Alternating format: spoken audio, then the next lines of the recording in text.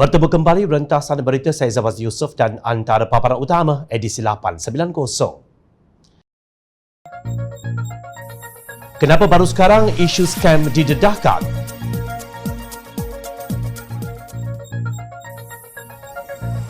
Sejauh mana keikhlasan kita untuk isu Palestin?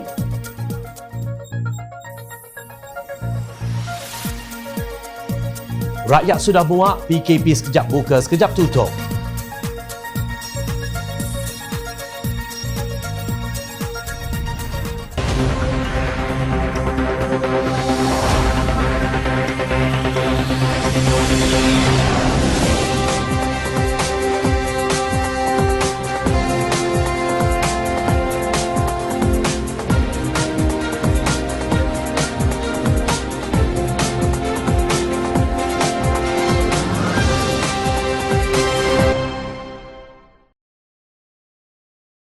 Assalamualaikum dan salam sejahtera. Minggu ini gempar di seluruh negara apabila Ketua Menteri Pulau Pinang, Chow Kun Yew, mendedahkan Pulau Pinang ditawarkan 2 juta dos vaksin Sinovac secara percuma Februari lalu tetapi tidak dapat menerimanya kerana dihalang Putrajaya baru-baru ini. Beliau berkata kerajaan negeri menulis surat kepada Kementerian Kesihatan untuk meminta kebenaran menggunakan vaksin itu tetapi ditolak Putrajaya yang meminta Pulau Pinang menunggu program imunisasi COVID-19 kebangsaan dilancarkan. Sementara itu, bekas Ketua Menteri Pulau Pinang Lim Guan Eng dalam satu sidang media yang sama berkata langkah menolak vaksin itu adalah jenayah dan beliau menggesa Chow untuk mengambil dos yang disumbangkan itu serta menerima hukumannya. Ini ialah jenayah Kerajaan Perikatan Nasional. Anda membenarkan sumbangan politik tetapi sumbangan vaksin tidak dibenarkan. Kepala otak dia. Bagaimana ini berlaku? Ini adalah jenayah untuk menghalang vaksin daripada diberikan kerana ramai orang termasuk wartawan belum diberikan suntikan mereka, kata ahli Parlimen bahagian itu. Namun semalam Menteri Penyelaras Program Imunisasi COVID-19 Kebangsaan PICK Khairi Jamaluddin Abu Bakar mengesahkan derma 2 juta dos vaksin COVID-19 oleh syarikat yang berpengkalan di Hong Kong kepada Pulau Pinang adalah tawaran palsu atau skam.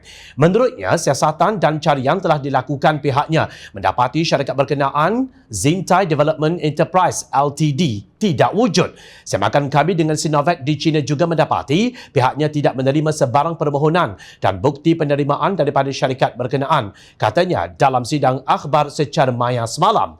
Khairi turut mendedahkan pihaknya juga menerima permohonan sumbangan derma 2 juta dos vaksin Sinovac kepada Sabah oleh syarikat berkenaan. Pegawai mengingatkan saya bahawa kami menerima surat berkenaan pada 9 Februari lalu daripada Yung Chi Kong yang mendakwa dirinya sebagai pengarah urusan Zintai.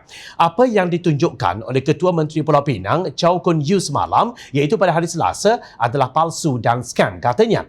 Sehubungan itu, Badan Bertindak Imunisasi COVID-19 CITF telah diarahkan untuk membuat laporan polis. Kita nak tahu siapa Chi Kong ini. Saya tidak kenal dia. Saya tidak tahu apa tujuannya. Jadi, biar polis siasat kerana mengelirukan, katanya. Dalam pada itu, Khairi berkata beliau juga telah menghubungi Kun Yew dan Setiausaha Agung DAP Lim Guan Eng agar tidak mempolitikkan PICK dengan sampah. Katanya surat tawaran itu pun tiada kepala surat yang sempurna sambil melahirkan rasa kekecewaan atas tuduhan yang dilemparkan Pulau Pinang.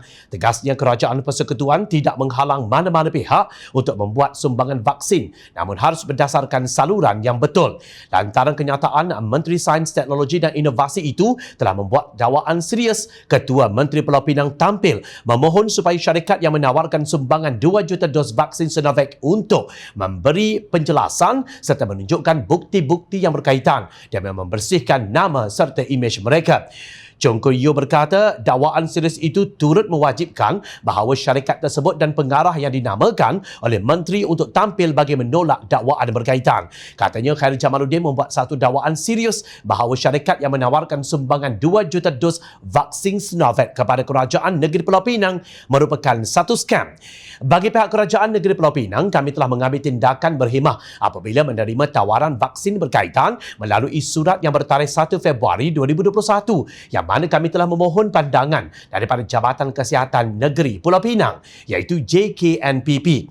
JKNPP kemudian telah meminta supaya perkara tersebut dikemukakan kepada Kementerian Kesihatan Malaysia KKM untuk pandangan serta nasihat lanjut, ujar Chow Kun Yew dalam satu kenyataan.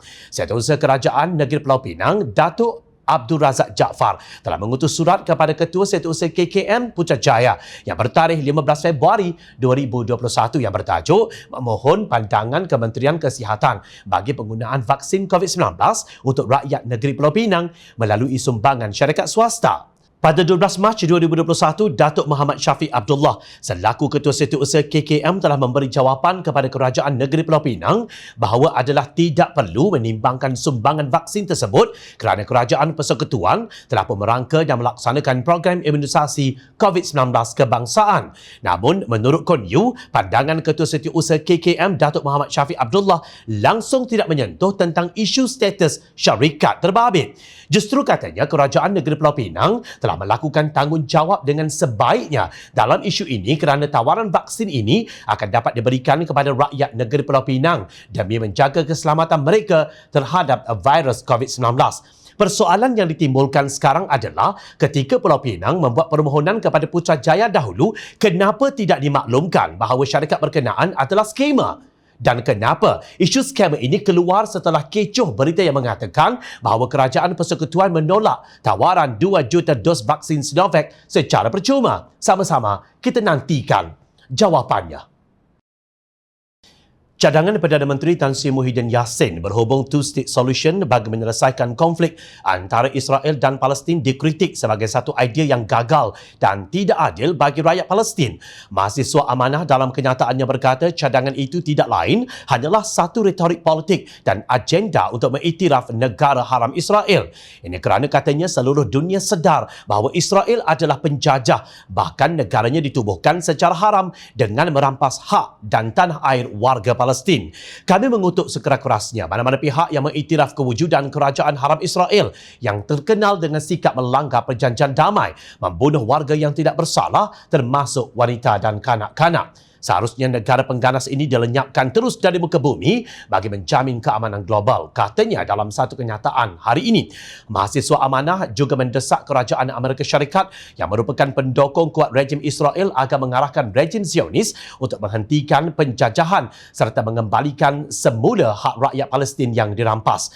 Mereka juga menyeru agar seluruh pemimpin dunia Islam bersatu, bersuara dengan lebih tegas dan mengambil tindakan yang proaktif untuk mengembalikan hak serta keadilan rakyat Palestin demi menyatukan vokal dan menyamakan nada tonasi suara bagi mewakili Malaysia dalam isu global ini. Ahli-ahli Parlimen Pakatan Harapan PH sedia memberi jaminan bahawa tidak akan ada usul undi tidak percaya di Parlimen sekiranya kerajaan bersetuju mendengar permintaan mereka untuk membuka semula sidang Dewan Rakyat. Sampai ke tahap itu, pembangkang sanggup lakukan demi umat seagama dan seakidah dengan kita.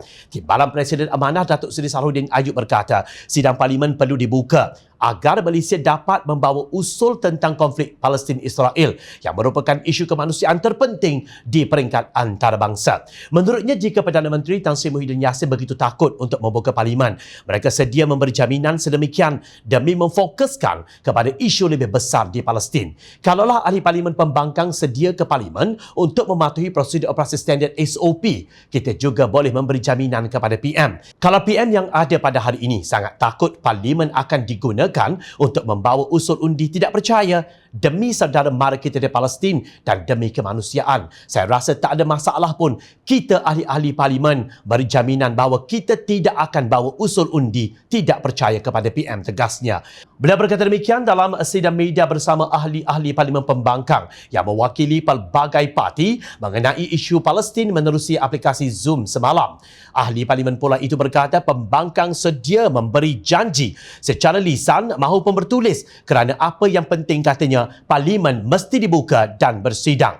Beliau menegaskan dunia perlu melihat Parlimen Malaysia bersidang sebagai bukti sebuah negara Islam yang sangat prihatin terhadap apa yang berlaku kepada rakyat Palestin yang sedang ditindas. Ketelusan niat pembangkang untuk mengharmonikan nada suara Malaysia di peringkat antarabangsa seharusnya dipuji demi maruah umat Islam. Membodek dan menanam tebu di pinggir bibir di kalangan pemimpin utama negara demi meraih sokongan politik dan pengiktirafan global sesuatu yang menjijikkan. Apatah lagi ada sesetengah parti politik yang menggunakan nama Islam dikatakan tidak telus mengutip sumbangan bagi rakyat Palestin, tetapi menggunakan akaun parti mereka dengan alasan untuk menggalakkan anak muda terus membuat pahala. Kenapa? Adakah dengan menggunakan akaun NGO lain atau akaun selain daripada parti kalian, anak-anak muda tidak akan menderma dan tak akan kejar pahala? Kelakar. Tetapi menarik sebenarnya untuk dibicarakan rakyat. Inilah yang dikatakan menangguk di air keruh sambil menyelam minum air. Tahniah. Menarik untuk kami kongsikan coretan YB Muhammad Hanifah Mahidin dalam ruangan kolumnis Hanifah Mahidin dalam portal jomchannel.net semalam. Antaranya berbunyi begini: di dalam dunia ini sesiapa pun yang misalnya dilahirkan dalam keadaan senang, mewah atau super mewah, dan begitulah kehidupan mereka sehari-hari dari kecil hingga dewasa, mana mungkin mereka begitu mudah boleh benar-benar merasai kesusahan dan keperitan orang lain, melainkan mereka berlakon. Ya, kadangkala mereka cuba juga untuk lakukan apa yang orang susah lakukan. But to be honest, is it real or fake? Kita mungkin tidak kaya harta atau ilmu, tapi rasanya kita mungkin tidak miskin dari rasa untuk mampu membezakan antara pihak di dunia ini yang mereka kelihatan berlakon dan yang tidak berlakon tak kala cuba pamer kononnya mereka peduli pada orang susah, sindir Hanifah. Jadi, jom rakyat Malaysia sama-sama kita fikirkan. Nampaknya dalam situasi COVID-19 yang kian mengganas dan menggila di bumi Malaysia, pelbagai pandangan dan pendapat perlu diraikan demi mencapai kata sepakat untuk langkah yang tepat dan langkah yang lebih jitu tanpa sebarang kluk-klek atau flip-flop yang diamalkan Kerajaan Perikatan Nasional sehingga gagal ke tahap ini. Justru sektor pekerja awam negara ini menggesa Putrajaya menghentikan Perintah Kawalan Pergerakan PKP sekejap buka sekejap tutup, sebaliknya melaksanakan lockdown menyeluruh untuk tempoh 3 minggu.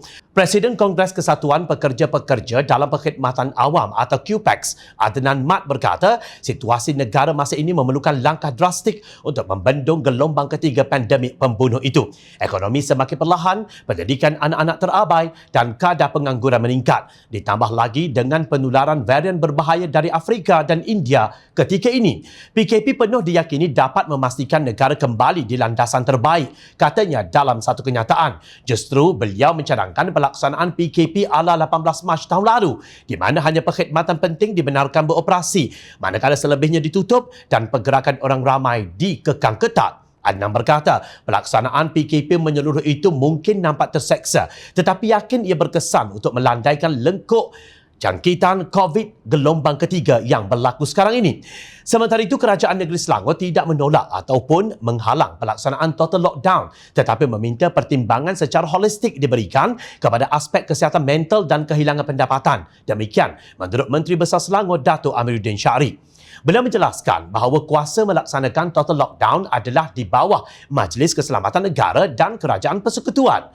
Katanya nyawa rakyat Malaysia khususnya di Selangor menjadi keutamaan, namun harus ada sifat empati dan memikirkan kesan terhadap kehidupan, hilang pendapatan termasuk kesan kepada kesihatan mental. Bahkan katanya tanggungjawab kerajaan untuk mencapai keseimbangan, memutuskan rantaian penularan dan memastikan kebajikan kepada mereka yang memerlukan. Bagaimanapun beliau berkata kenyataan Pengerusi Pasukan Khas COVID-19 Selangor, Datuk Seri Dr. Zulkifli Ahmad dan Esko Kesihatan, Dr. Siti Mariah Mahmud semalam menjelaskan bahawa PKP penuh perlu diikuti dengan langkah-langkah susulan yang berkesan, iaitu vaksinasi yang menyeluruh, proses saringan yang lebih luas dan pantas. Sebab itu saya sebutkan, semalam saya sebutkan, saya kira yang Muhammad Dr. Maria tadi sebutkan, yang Muhammad Dr. Zul tadi sebutkan, yang disimplified kodon-kodon kita reject the lockdown. Isunya is not reject. We have to see overall. Kita kena lihat tujuannya apa. Kalau tujuannya adalah untuk stop the outbreak, kita kena perbanyakkan test. Kalau tidak, dia akan merebak di rumah. Sebab dia akan berkumpul di rumah dan tidak terkawal. Maknanya test kena banyak. Kalau tujuannya nak cepatkan vaksinasi, dan kita kena cepatkan vaksinasi.